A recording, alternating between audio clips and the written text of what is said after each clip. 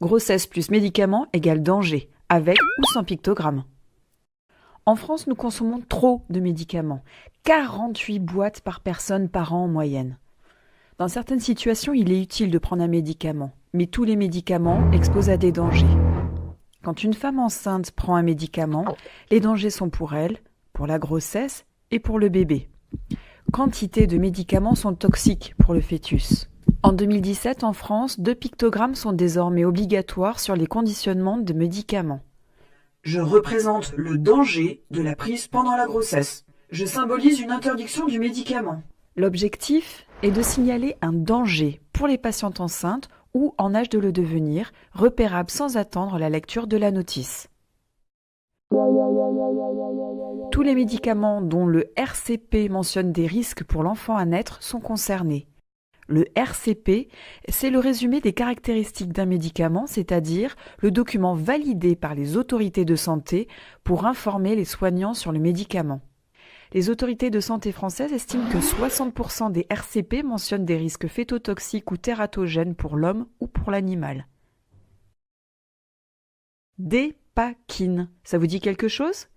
Commercialisé à la fin des années 1960, Dépakine est le nom commercial de l'acide valproïque, un médicament prescrit en cas d'épilepsie qui a amélioré le traitement de cette maladie.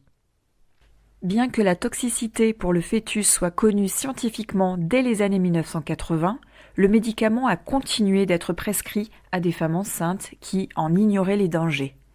En 2011, Marine Martin, maman de 2 enfants atteints de ce qui est désormais appelé syndrome de la dépakine, à l'origine de malformations et de troubles psychomoteurs, fonde une association d'aide aux parents, l'APESAC, dont l'objet est de recenser les cas d'enfants atteints et de défendre ces familles.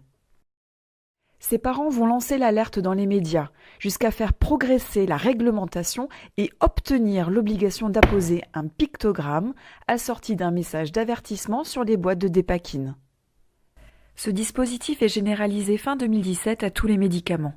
Prescrire soutient cette mesure protectrice qui est une opportunité pour amorcer un dialogue avec le public sur les dangers des médicaments pendant la grossesse.